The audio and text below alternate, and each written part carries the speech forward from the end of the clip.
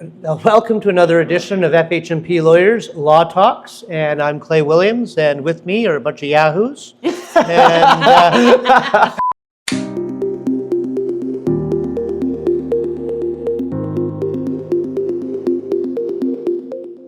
Welcome to another edition of FH&P Lawyers Law Talk. I'm Clay Williams.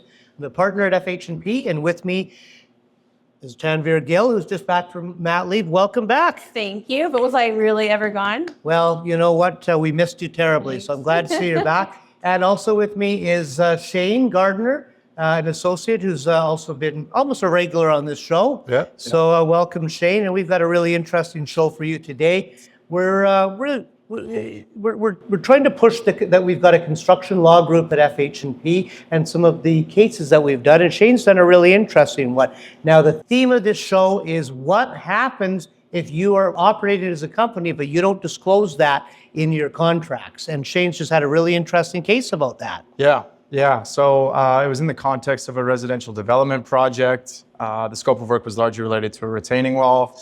It was a fairly standard case. Our client engaged the builder. They claimed that the work was deficient. The retaining wall was falling over, as it alleges in the notice of civil claim. And ultimately, they were unable to resolve their dispute, as it happens, especially in today's construction industry. And they ultimately filed a claim in the BC Supreme Court. So after they filed a claim, defense counsel to the opposing party came back and said, well, actually, you named the wrong party. You named the person or the builder individually, and you didn't name the numbered company that he was operating under.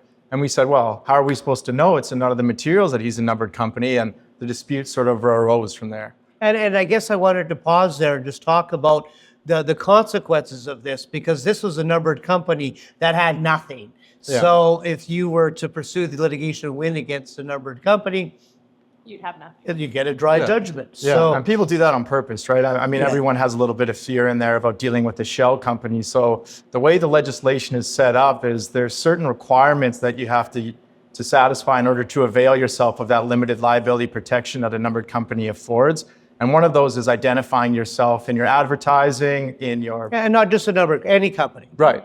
Yeah. If you look at us, for example, we have certain lawyers that are partners of our firm, and when they are emailing with their clients, it says providing service as a law corporation in the email. Yeah, that's a good point. Yeah. So that's your way as a client when you're speaking to a lawyer, knowing that you're dealing with somebody that's incorporated. Yeah, and I've noticed it since the case. Like you notice it more often now. Like even if you're looking at realty signage, you'll see operating as a professional corporation. You see the LLP, the Inc. And I think people sort of take it for granted. It's more important than you think it would. And without it, I think you open yourself up to the risk of liability. So going back to the case, after litigation ensued, we did an application to amend our notice of civil claim to add the numbered company out of an abundance of caution, basically saying, look, if it isn't the individual who we contracted with, it was the numbered company. Opposing counsel, quite astutely, I probably would have done the same thing, brought an application to try and remove his guy individually from the notice of civil claim. And we had a hearing. And the result of which was they found that we were allowed to amend the claim in favor of our client. They also dismissed the opposition's application to strike and to dismiss the claim on the basis that there wasn't enough evidence that at the time of entering into the contract, they had properly identified themselves as operating underneath a limited liability as required underneath the Business Corporations Act. Okay, now I just want to go back and backfill a little bit of the facts there. So, one of the things, though, that happened in your case was that the person identified as a trade name. Is that right? Yeah. So, they came in and said, I don't know what they were, but they came in and they said, we are Acme Builders. Yeah. And without an LTD, without a Corp, without anything to identify that it's a limited company. So who the heck is that? And so, that's when Shane's client decided, well, I guess I'm just dealing with the person here because it's not a company. Right. And so there was an interesting twist on that one, though, with the registration. Yeah. So actually in that case, as Clay pointed out, the numbered company was registered as a sole proprietorship that was operating underneath a business name. And in the person's business cards, they had the business name in there. So for example, you could say, well, I'm Shane Matthew Gardner Lawyer, so I'm going to operate as SMG Law. And I have that in my business card. And the question is, well, is that enough?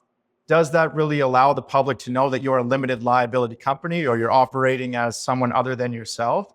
And the case law, it's pretty interesting. There's a bit of a dearth on it. There's nothing really too finite on it or too directing, especially in cases such as this where you had an oral contract. But ultimately, when you look at the legislation and the way the legislature designed those specific provisions, it's really about protecting the public. I mean, the limited liability protection is such a powerful tool to hold back your personal assets.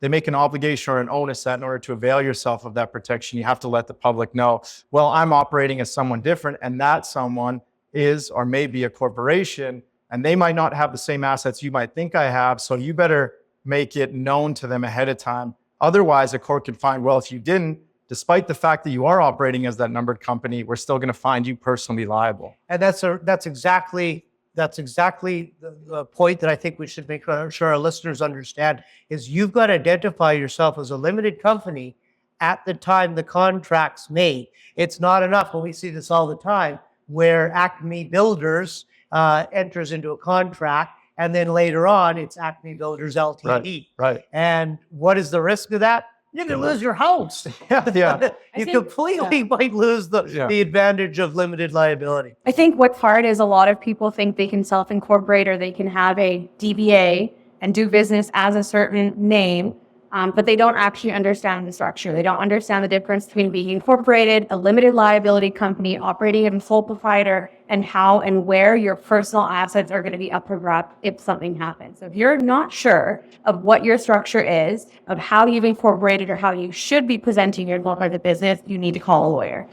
You know, and I think some people think they can trick you. You know, they think, okay, well, if I just use Acme Builders, then he doesn't really know who it is. But boy, if you've actually got a limited company, that's the last thing you should be doing. You should be putting that out there, putting it on your truck, putting it on your contracts, and taking advantage of the very powerful tool of limited liability. Yeah, there's a case we relied on, a recent decision from the Supreme Court 2024, where it was dealing with a PERC, or a PREC, sorry, from a residential realty perspective, where the realtor had entered into a few side contracts, and he ultimately argued, well, listen, although it's my name, very clearly I'm operating underneath my professional real estate corporation, and it's not me as the individual. And the court said, well, no, even though the name of the company is somewhat different than our case, is synonymous with you, the individual, you haven't identified yourself with that suffix or prefix of saying, well, no, I'm a limited liability company. And they're saying, no, we're going to hold you personally liable, despite the fact that it might be a few letters away.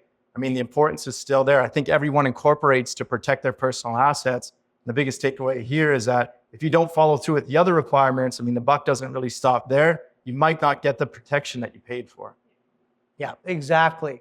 So the takeaway here is, hey, think about the contract, how you contract with people. And some of our clients do it via text with a quote. They send a quote out and they say, yes, proceed. Or they send an email. It doesn't have to be really too complicated, but it sure better designate the fact that you're a limited company.